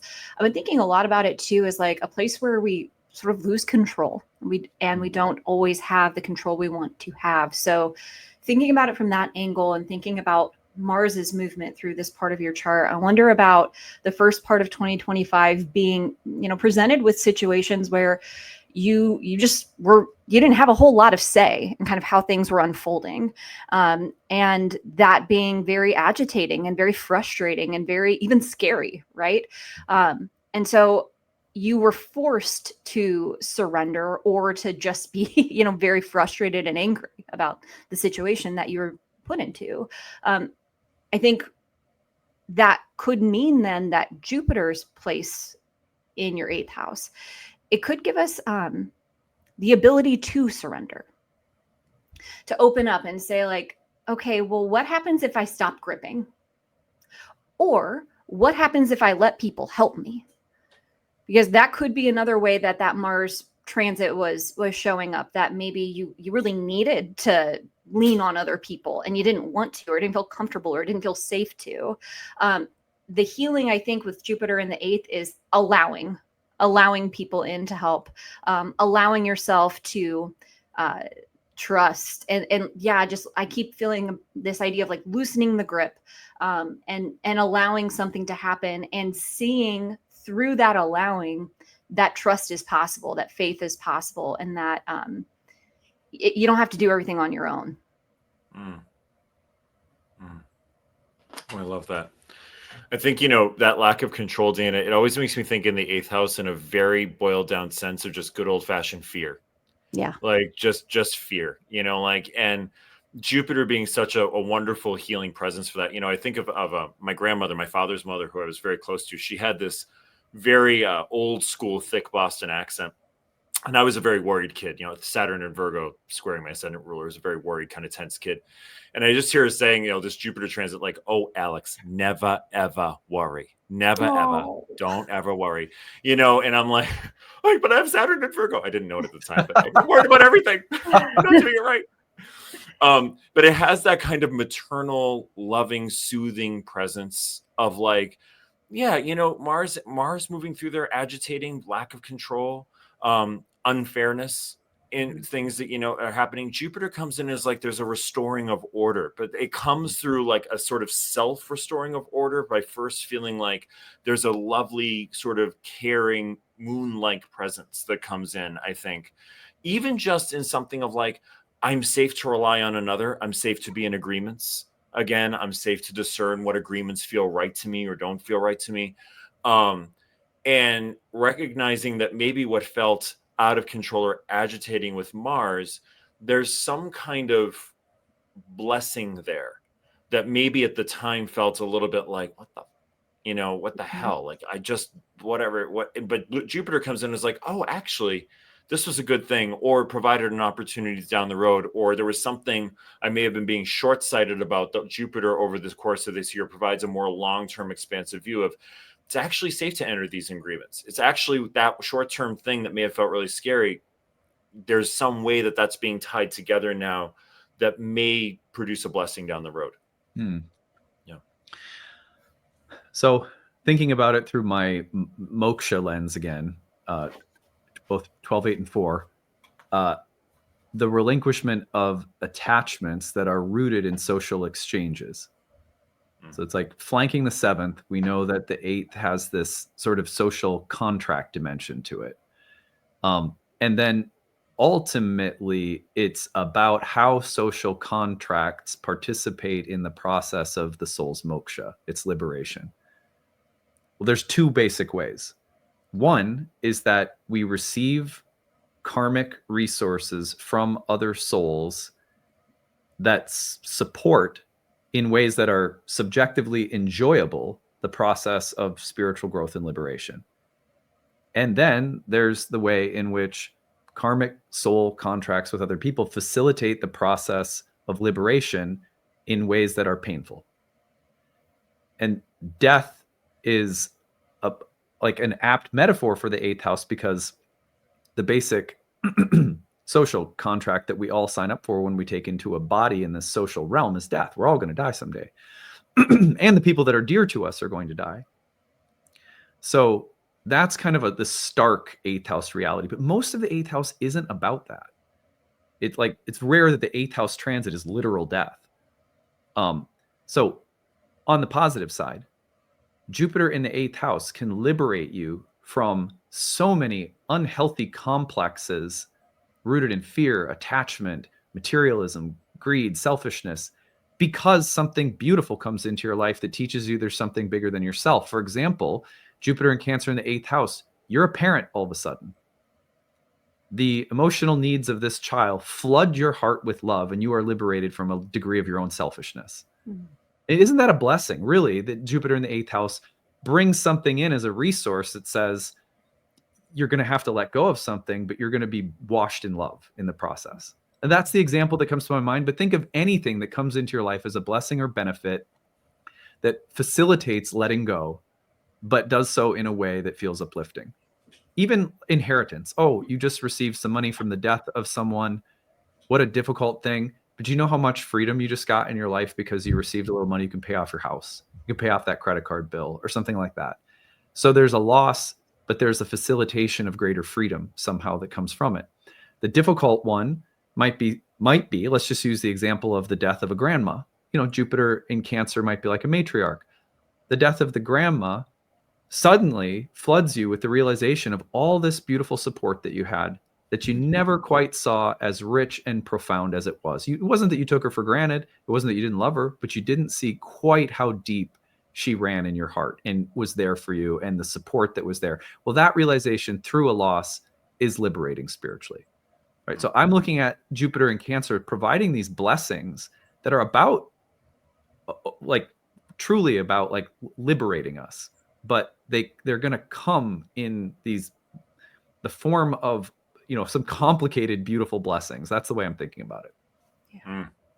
That's important for Sagittarius too, in all senses, Adam. That sense of freedom, like you're building freedom. It may feel confining because I think eighth house stuff can feel, but it's actually like, but there's a greater freedom that comes from the relinquishment of that, like paradox of choice type of idea. Mm-hmm. You know, it's just like where things are sort of scaled down. It's like, okay, now I'm focused. Now I'm looking in one direction, and there's a freedom to letting go of all those other things. I could almost see it for Sages, like for example, like paradoxically, something that draws you into greater emotional attachment that liberates you from some slightly shallower version of freedom that you thought was really important. Mm-hmm. And I'm not saying that freedom isn't important or that Sages are shallow. Don't hear me wrong. I'm just saying, let's say the freedom is just a touch self-involved. This could be something that's you're a grandma, there's a new grandchild. Suddenly your heart is so attached to this little being and you want to be there more regularly as a babysitter than you thought you were capable of because how much you like your freedom. It's that kind of little twist that I could see there that is like maybe just like really, really cool, actually. Yeah. Okay. Let's go on to Capricorns. And I guess this one's mine. So we see Jupiter in the 7th house, a Kama house, another house of desire, longing, pleasure, happiness, whether it's emotional, sensual, or somewhat more abstract, as in the ideal way that we want something to go that makes us happy when it goes that way. So Jupiter entering this house for Capricorns, I love because it suggests the potential for real blessings, benefits with respect to interpersonal relationships and the degree of satisfaction and happiness derived from them. Just straight up, looks like it could be a good year where your relationships deliver happiness. And that would be, to me, the greatest blessing here, whether that's friendships, dating someone new, a relationship experiencing healing or greater depth or connection, or somehow the old issues feel like they're not really as big of a bother anymore, but that in itself is huge. Whatever the case might be, I think very straight read on Jupiter, more happiness in relationships, more satisfaction. On the other hand, I would say that Jupiter in this house can provide a lot of direction, purpose, meaning through the need for greater depth, emotional maturity, sensitivity, vulnerability, emotional commitment, and cohesion. So Caps are Saturn-ruled people. Is there a tendency to be maybe a fortress of individuality? I've got this. I'm there. I'm in the relationship, but I'm a little bit duty-bound. You know, stuff like that where Jupiter and Cancer in the 7th could be a very heart-opening process of saying, actually, you could be happier and a little less fortified, you know, like a little less rigid, work a little less, enjoy a little bit more. So is Jupiter also coming in with a learning lesson that has to do with relaxation, enjoyment, nurturing of emotional bonds? I could see that being maybe a little bit of work for Caps, but a good one. Yeah. I was thinking about a similar thing. Just we haven't really talked a whole lot about Jupiter being like a teacher, but that came up a lot with this particular setup, that maybe like other people are your teachers, and it might come up in really mundane ways. You know, like you observe someone helping, like just a moment of real tenderness between someone, and it touches you in a way that maybe it wouldn't normally, or you wouldn't notice it because you're so like locked in on whatever you're doing, the minutia of your day, and that image of like a yeah, being cracked open by that, I think is really a really beautiful opportunity for Cap risings, and just seeing like how sweet life can be, and it doesn't have to be scary. Love that. You know, I think what's coming to mind for me listening to you guys is that, you know, Jupiter being a teacher of, I'm trying to think about exactly the right way to articulate this. It's like Capricorns can have that, I say it a lot, that sense of overriding responsibility. It is my responsibility to do these things. And it's like, yeah, but you are going to burn out eventually as that goes. If you don't have someone who comes in and teaches you, like, you can fall back into this place in relationship where it doesn't matter if you're responsible, it doesn't matter if you're right, it doesn't matter if you've got it correct, if you've, you know, if you've, you know, marked off all the check marks on the traditional boxes you think you need to mark off. It's like, you're just loved. You just got to learn how to deal with, like, you're loved. You're genuinely, totally, completely loved. And I think Jupiter, it serves as, like, I love that idea of teacher, Dana, of like, there's like a teacher that, you know, a teaching force maybe just comes into a relationship that's already there. It's just like, it's safe for me to not have to, you know, kind of put my backpack on and climb the mountain every day. I can really relax because that provides into this space that feels more nurturing, because that can provide me with the ability to do even more.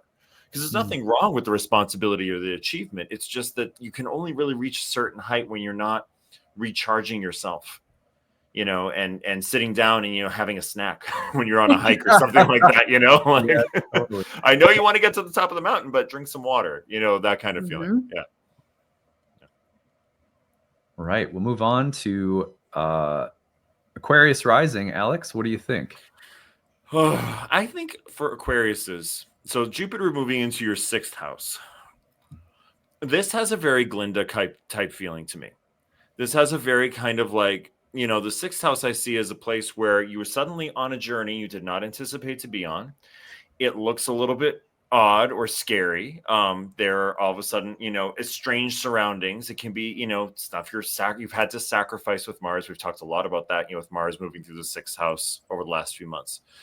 Jupiter has the feeling of like a benevolent guiding force that comes in around anything that's been happening in that regard. There's like Glinda in The Wizard of Oz is a really easy one to pick up, right? There's a number of that I'm not thinking through other stories too, that sort of serves as not someone who does it for you, but serves as the teaching, guiding force. Like, it kind of hovers around and says just like, oh yeah, well, you know, head down this road and there's a wizard down there and, you know, he'll take care of you once you get there. Like that sort of feeling. But I think the other thing about good teaching, as at least I defined it, is the teacher doesn't do it for you. You know, whatever journey you're on is your journey to go on. It's your journey to experience, you know, and however that goes on, it might be challenging with the 6th house, but it's a little bit like the angel on your shoulder. There's someone who's just like, we'll give you guidance. We'll give you a thought. We'll steer you in a direction. It's your choice what you do. But I like this kind of feeling of like the benevolent teacher who walks with you, but doesn't do it for you kind of feeling.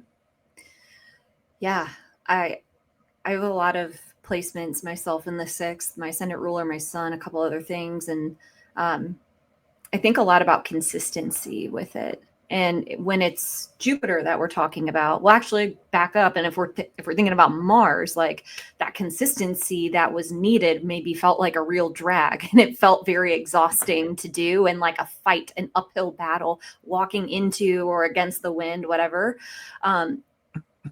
I think now with Jupiter here, it's like the consistency is where the opening happens. It's where the dots start to connect, and where you start to see like, oh, this is how it needs to feel. This consistency is good for me.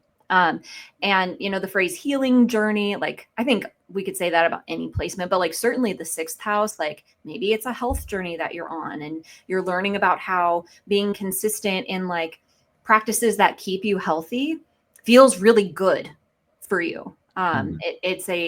It opens you up to be able to experience life in a more beautiful and fulfilling way because you feel good in your body.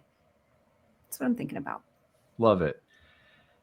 Yeah, I'm thinking about the seminar I just gave on houses 10, 6, and 2. And again, just practicing what I've learned recently in the past year, been spending so much time with these houses. There's a word, and I'm trying to remember it. I want to say it's like upachaya or something like that. It's a Sanskrit word that's applied to the 6th house. And I'll mess it up, but that's roughly the translation of which is roughly that things here grow better with persistence and meaningful struggle and effort. And so when you think about the 6th house as an Arta house, it's about the development of worldly, material security, safety, stability, and then from there, pleasure, comfort, etc. You're thinking about a house that was about the conflicts we face, the work, the struggle, the toil, the effort, the sacrifice that is a part of building that material security that will naturally involve overcoming hardships and obstacles in the material world, like sickness or like competitors or hostility from other people, and challenges that rise up at the local government when you're trying to get a permit for your business or whatever it is. So when I think of like my youngest daughter is an Aquarius, when I think of Jupiter in Cancer entering that house, I think, oh my gosh, the wind is at your back with the hard stuff this next year. You've got some support where it's like, if you even make a little effort, Jupiter will do 9/10 of the rest. You make 1/10 the effort, you tithe something meaningful, Jupiter will pick you up and bring you across the finish line. Or another way of thinking about it, maybe that's not the most accurate. Another way that I would think about it, and I have seen that with many Jupiter transits in people's 6th house, including my own, put in a little effort, you get a lot. Another one would be that there's more support and sort of good luck when it comes to the obstacles you face. Oh my God, this is going to be tough. And then all of a sudden, a little blessing, a connection with someone, a benefit, something comes in and you go, oh, that's a little bit easier than I thought it was going to be. An emphasis on your health, on the positive things you can do to be preventative in your healthcare, let's say, proactive as opposed to reactive. Jupiter in Cancer might be really good at that. And then I also think about when a Jupiter 6th house year, there's a lot of like, oh, the struggle has been worth it because I'm experiencing the reward that comes from the struggle. And I think about my younger daughter who's got Mars in the 1st house, and she's in martial arts, and she just naturally has a way of engaging with life kind of heroically, like Mars. There's an effort and a struggle, and it's kind of part of her personality, Well, I can tell you with Jupiter in her 6th house, a house that was called the joy of Mars, she's going to see that when she works hard at things rather than getting frustrated and angry, and she applies that will, she's going to be really happy to see positive results. So those are some of the things that come to my mind. Love it. I can also attest to having a benefic in the 6th house natally. That is absolutely true, Adam. It saves your ass. Totally. Things, and having a whole bunch of 6th house transits over 2020, 2021, it saves your ass. All of a sudden it's like, oh, I can do it this way. It looks really dope. It's yeah. Interesting. I've got Jupiter there natally. Yeah. Is that what you have? Or do you have Venus? I have Venus. Yeah. Okay. Yeah. It's interesting. Like I would say, for example, just a fun example, 6th house ruler of my the ruler of my 6th house is Venus in the 4th, place of home and family. I grew up with a ton of conflict around home and family. I'm sure a lot of other people listening to this did, and maybe far more than mine. But through the willingness to deal with those things, I can honestly say that the way I'm doing home and family thus far is really different. Mm-hmm. You see good results for doing that ancestral family healing work. And that's there's so many examples like that where it's like, it's not that the 6th house is bad, but it requires a kind of work and effort. And if you do, even in Vedic astrology, it's like you grow your muscle with respect to dealing with the difficulties of being alive. And then there's this thing, I saw it on a Huberman podcast where it's like, there's some part of your brain that apparently grows when you do hard things. And then as you grow it from doing hard things, it becomes more capable of doing hard things with greater ease. Mm-hmm. That's cool. If that does exist, I think this was a researcher. I don't know. So I hope I'm getting that right. But anyway, All right. Last but not least, whoops, let's move to Pisces. Dana, what do you think? Oh, I'm excited for Pisces, and I am gonna like veer off the path a bit because I think like I can't not think about Saturn being in your first house and how for the last year and a half, whatever, you've been kind of squeezed maybe and pushed to kind of grow up and pull up your bootstraps and also like shed parts of you and kind of evolve in a way that might have felt a little constricting and a little uncomfortable.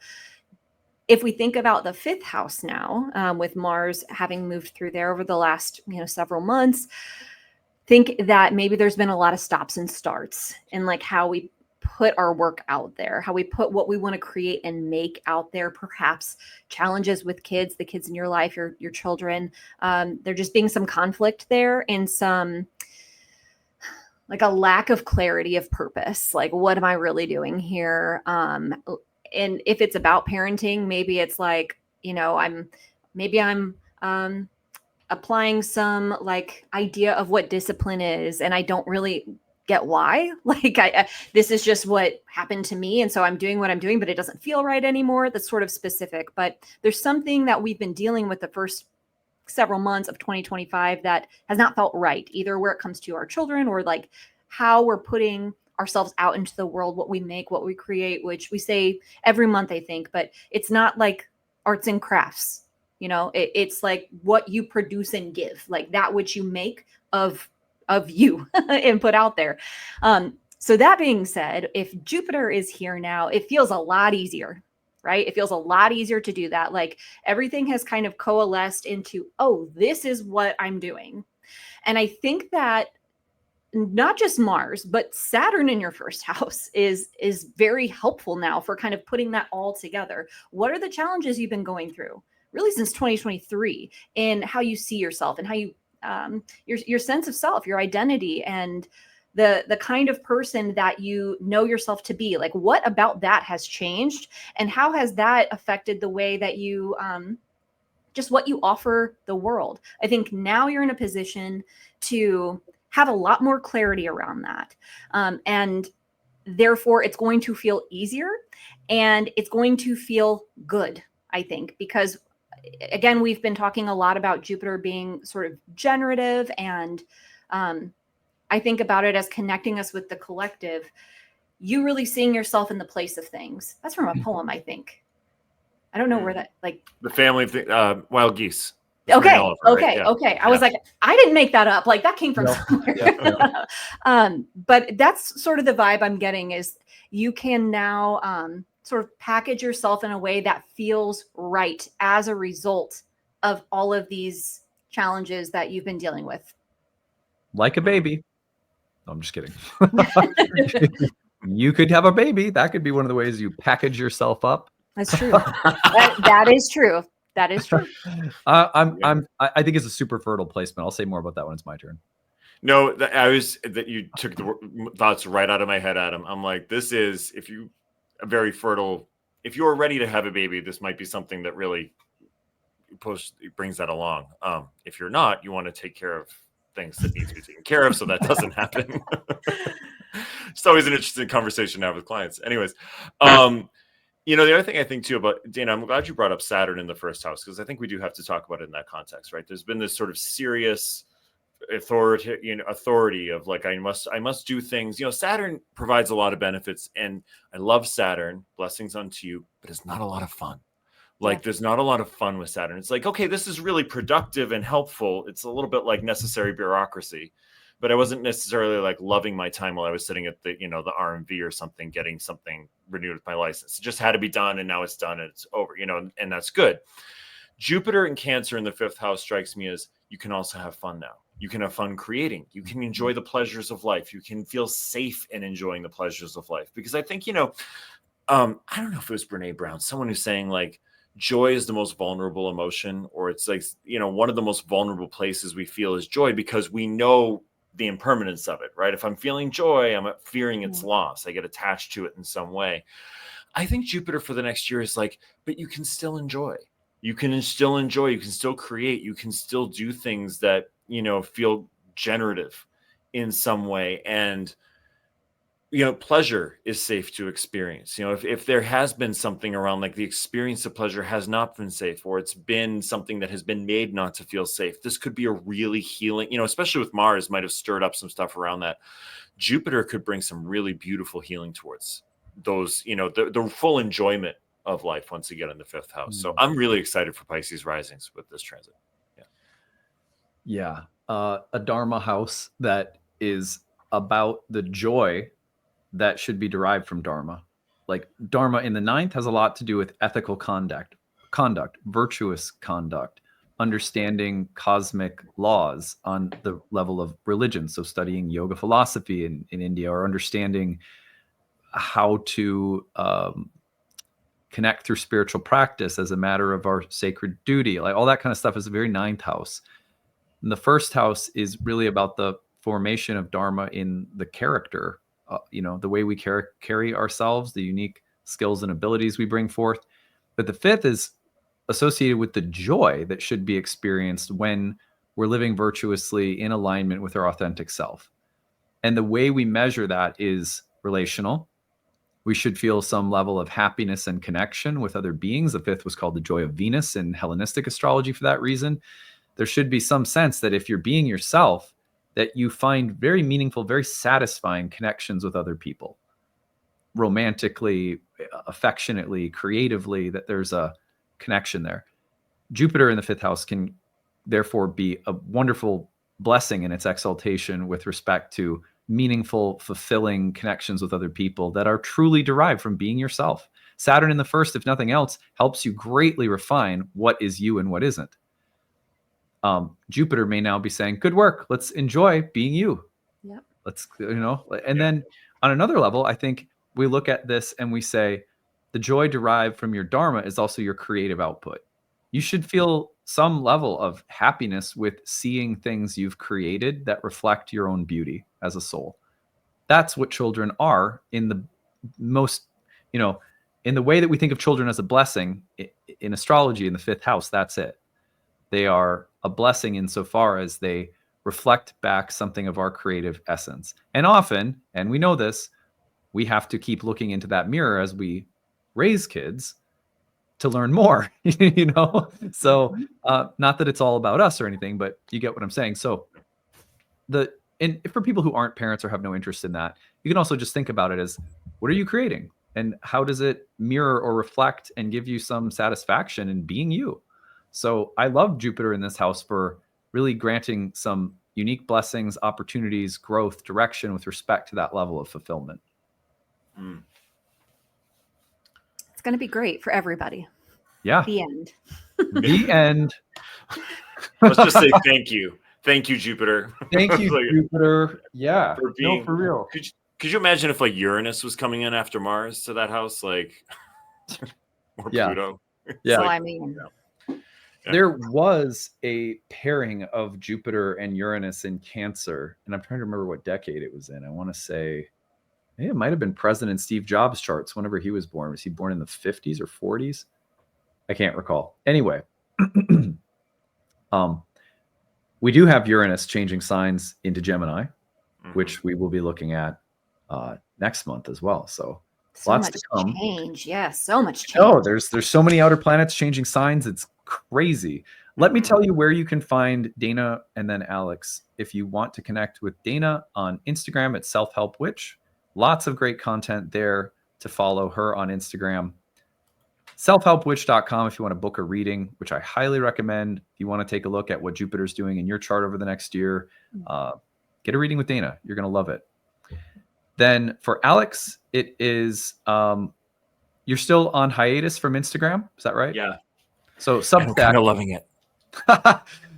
Not a bad idea. Substack is the subtle universe. This is where people can find your Substack, correct? Yeah. I have video and written content for my Substack. Awesome. Yeah. Very cool. And then to book a reading, it's alexamorosi.com, where you can also have Alex check out what's happening with any of these major transits, or just check up on what's happening in your chart right now, which is sometimes tied to these transits, but sometimes may have something to do with something completely different. So get a reading from either of these folks. You will really enjoy it. It's always a pleasure to collaborate with them. Thank you guys for being here. Thank you. Thanks, Adam. Yeah. After I sign off, you're going to find an informational video for the upcoming Year 1 program. So check that out. You'll get all the information you need about the program. It starts June 22nd. Still time to register. Hope to see you there. Otherwise, until next month, we'll see you again soon. Bye, everyone. Bye, everybody. Bye, everyone. Hey everyone, thanks for sticking around. I'm excited to tell you about our upcoming program, Ancient Astrology for the Modern Mystic. It is our first-year course in Hellenistic astrology that begins at the end of June. June 22nd is our starting date. I'm going to take you over to the course page to tell you more about the program and what you will learn while you are in it. So here we go over to the Nightlight Astrology website. You can find this at nightlightastrology.com. Click on the courses tab, go to the first year course. Now this program is ideal for people who maybe have a little bit of background already in astrology. Maybe you've done some studying on your own independently, taken some courses or webinars and workshops, but you're looking to deepen your understanding of astrology. And maybe Hellenistic astrology in particular has been calling to you. I'll tell you more about what Hellenistic astrology is in a minute, but on the first year course page, you're going to find everything that the course includes. I want to make the structure of the course clear first. And then at the end, I'm going to tell you 5 reasons that I think anyone might have for studying astrology. And you can see if you check any of those boxes. First of all, there are 30 classes on the year. It's just a little under a year-long program with 30 webinars. Every webinar is 2 to 3 hours long, including a lively Q&A and conversational section after we finished our lesson for the day. Each of those lessons I lead personally through live webinars, so you can attend those live. If you want to follow along at your own pace in your own time, on your own schedule, you can always look at the recordings and take those in. And I'm going to show you what the class page looks like so you can see how you can interact with the course as uniquely and creatively as you want to. But you can either attend the live webinars or listen to the recordings or audio or video. In between major units of study within those 30 classes, we have separate classes outside of the 30 classes that are essentially tutoring sessions led by our staff, our course directors. We have 3 of them for our first year program, 3 tutors that help me guide every single class you're in and lead study sessions, and are also staffing an interactive group forum discussion where you can ask questions, look at charts, practice what you're learning with all of your classmates and with tutors there to help you. They'll always answer questions within a business day. So it's a really well-staffed, well-structured program. In between those major units of study and the breakout sessions, we also have guest speakers that come in throughout the year that you get free access to. The recordings are archived for you in your class folders. So you're getting people within our curriculum. And you're also getting to visit with some astrologers who are outside of the Nightlight School, but we really admire their work, and so we bring them in. You also have a ton of bonus material. With every lesson we have recommended quizzes, study guides, optional reading. And that allows people who are really, really, intense, deep, like studious types to go as far as you want to with the material, while other people who are maybe, content to take things in at, just kind of taking in the classes, that's there for you too. So you can kind of go as deeply as you want to. The class, as the year goes on, goes through major units of study in ancient Hellenistic astrology. So if you're not familiar with ancient Hellenistic astrology, this is the earliest form of horoscopic astrology. This is where the astrology that you've probably learned today comes from originally. And that makes some of its features unique. Like, for example, ancient astrologers utilized whole sign houses. We study why they used whole sign houses, how they used them, and we study the why behind really everything: houses, signs, planets, aspects, dignities, essential and accidental dignities, delineation approaches. How do you read and predict within a natal chart? All of those theoretical areas of astrology we not only learn how to do, but we learn the why behind it. And this is what I think people find most empowering about the course, is that ancient astrology really helps to give you the rationale for everything so that you have the insight available to go off script. What I mean by that is, like, let's say you're learning about a sign, Aries or Taurus or a Gemini, something like that. Ancient astrology won't just give you a list of the adjectives or keywords or descriptions of, say, a sign or a planet. It will give you an underlying philosophical explanation that then allows you to extrapolate from it the kinds of lists that you read in textbooks, which means you'll have an understanding of why everything on a list in a textbook is there in the first place. And you'll also have the insight and creativity available to add things to the list that are a part of your own unique intuition and contribution to astrology. And this is what ancient astrologers wanted students of astrology to learn, the why behind everything. So this is a class where even though you're seeing things like planet signs, houses, dignities, aspects, and you're like, oh, I've already learned about those things. Not if you haven't studied Hellenistic astrology. I don't mean to sound condescending, but like truly, most people's experience coming through this program is, wow, I had no idea all that I didn't know about the roots of everything that I've understood thus far about astrology. So it really is about digging into the philosophical core of why we do everything. And then you have greater intuitive and creative capacity as an astrological craftsman or craftswoman. So anyway, that's a brief explanation of why I think Hellenistic astrology is important. Not to mention that ancient astrology was really focused on our ability to accurately describe and predict things in the realm of karma, fate, and destiny, whereas modern astrology's hallmark and strength is psychological depth. And so when you put the two together in our program, which is why it's called Ancient Astrology for the Modern Mystic, I think you have something really special. So on that note, you can see everything that we cover here. So there's a video with some of our alumni you can watch. Everything is there on the page. Now, there are 5 reasons that I want to touch on briefly before I tell you about your payment options and need-based tuition. These are 5 reasons to study astrology that if you mark any of these boxes, especially if you mark several of them, then I think it's a good indication that you might be ideal for this program, might be an ideal fit. So the first one is if you find that astrology has become a part of your daily, weekly, monthly, yearly spiritual practice, it is a part of how you lead an inner life, then there is nothing more empowering than deepening your connection to that language, because that puts you more in the driver's seat. It's always good to have astrologers that you rely on, teachers that you listen to, get a little objective perspective, especially when you're looking at your own chart through a reading. But there's really nothing more empowering than learning to speak the language at a deeper level for yourself. And if that calls to you, if you want to understand things and be able to speak more confidently and clearly about this sacred language that you love, and this is a great reason to take a structured program. Number 2 is that you feel called to read charts for people. And look, not everyone who takes our programs is on a professional track, but we have 4 years worth of professional training programs at Nightlight that will prepare you to read professionally for others if that's the path that you're on.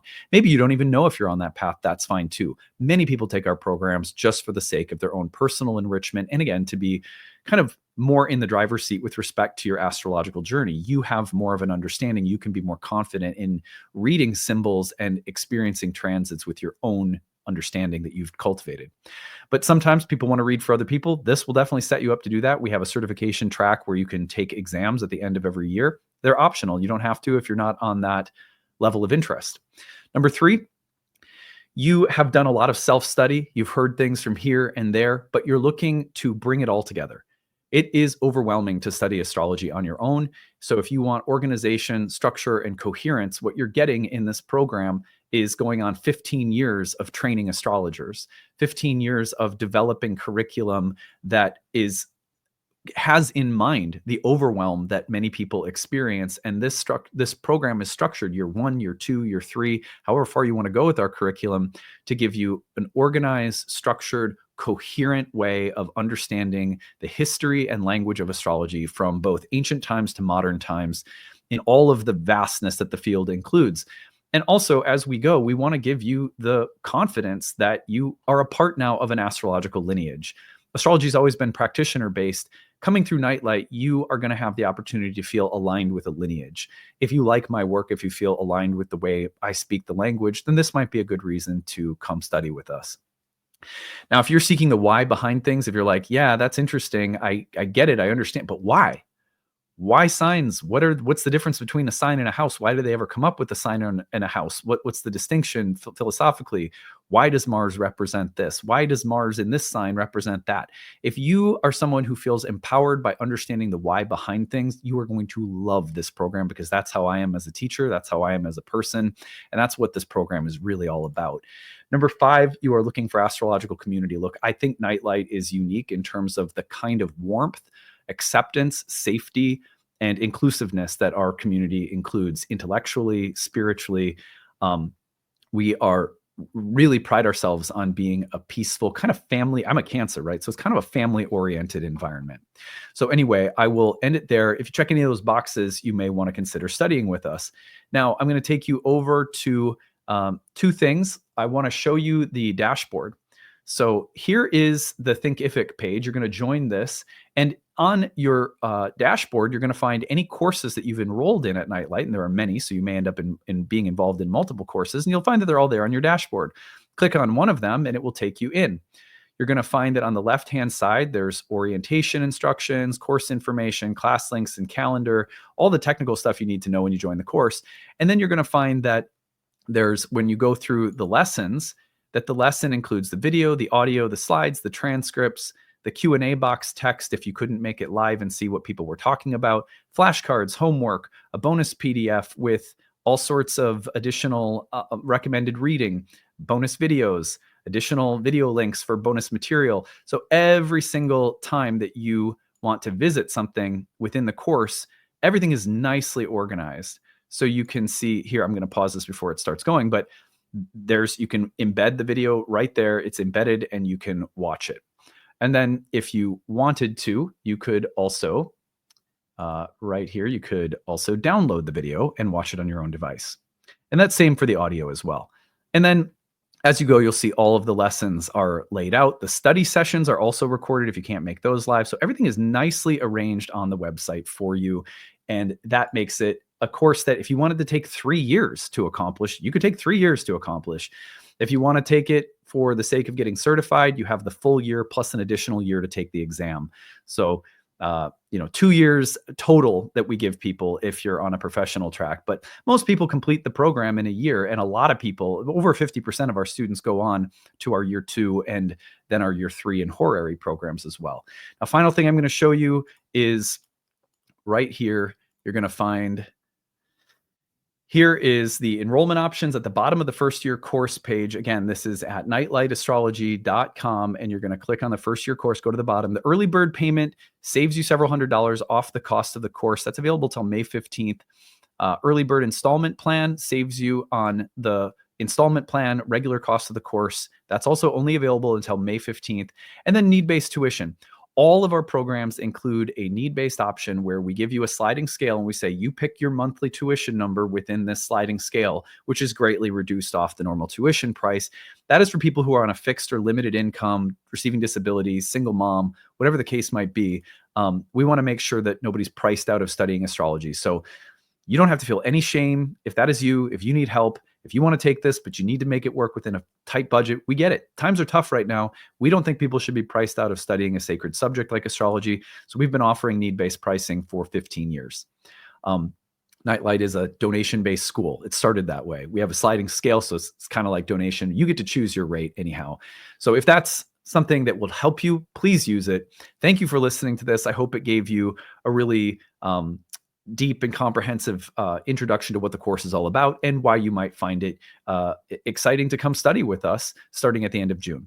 So any questions you have about the program as you're visiting the course, email us info@nightlightastrology.com. We'll be glad to talk about anything that you have questions about. We are here and we have a wonderful staff of people at Nightlight who will be a part of your learning experience and are all glad to help you. All right, that's it. We'll see you again later. Bye.